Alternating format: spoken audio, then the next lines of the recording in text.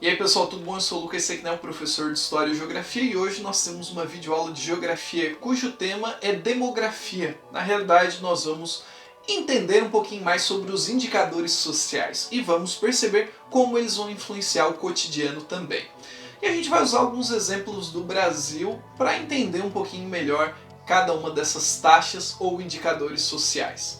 Bom, vamos começar conceituando o que são os indicadores sociais. Eles são ferramentas para o governo entender, como a população está se comportando, onde ele pode dirigir suas ações e investimentos e também vai classificar países de acordo com o seu nível de desenvolvimento. Taxas melhores vão colocar o país como um país desenvolvido. Taxas menores ou inferiores ou catastróficas podem colocar países como subdesenvolvidos. No caso do Brasil, nós temos um contraste muito interessante. O Brasil é um país de contrastes. Nós temos aqui características que envolvem países desenvolvidos e características também de países muito pobres. Bom, vejamos. A taxa de mortalidade.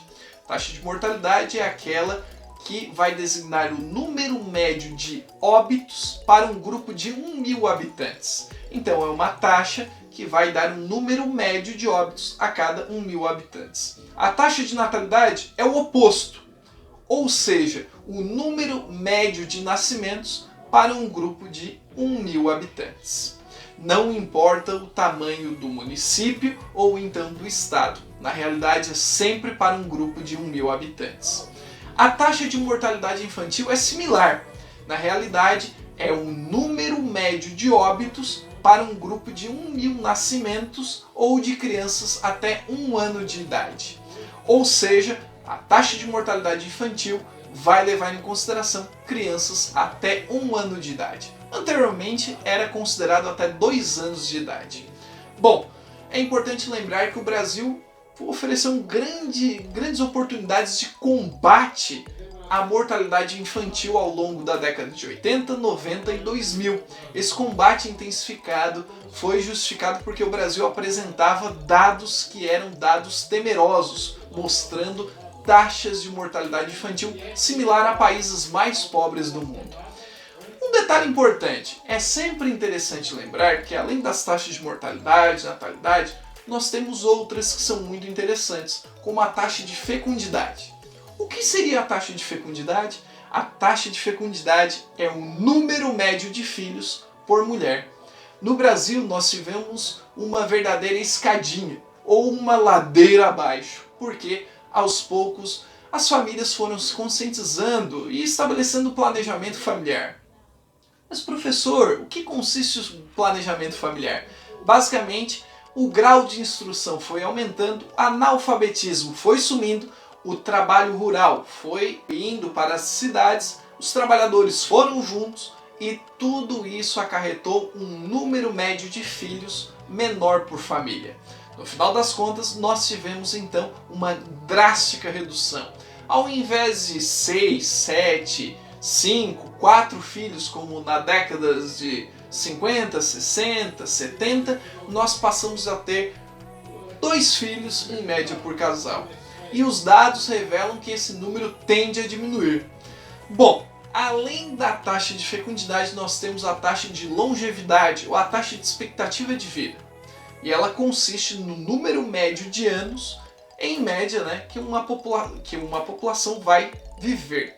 No caso imediato do Brasil, nós temos uma expectativa de vida que vai colocar aí 74 anos de vida em média.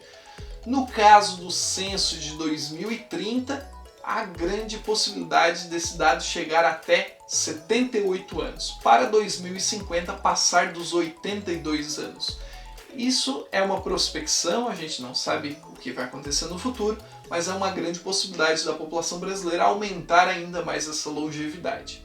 No final das contas, o que isso acarreta? Acarreta um impacto direto ao sistema de saúde e também às aposentadorias. Por isso que a todo momento os governantes vão fazendo revisões periódicas no sistema previdenciário, que é o sistema conectado à ideia da aposentadoria. Hoje não seria mais viável permitir que uma pessoa se aposente antes dos 50, 55 anos de idade. Tudo isso porque essa pessoa teria mais 20 ou 30 anos fazendo usufruto de uma aposentadoria que pessoas na base da pirâmide teriam que pagar.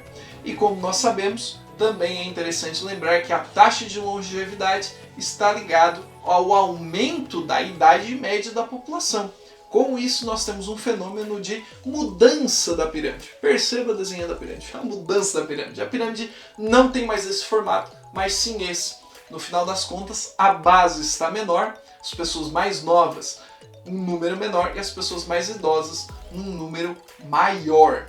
No final das contas, esse fenômeno já acontece em países europeus. No final das contas, o último dado a ser ilustrado é o analfabetismo. No caso do Brasil, nós temos taxas extremamente elevadas, que se aproximam de 8% da população. Quando nós falamos de países muito pobres, esses dados chegam até 30% ou 40%.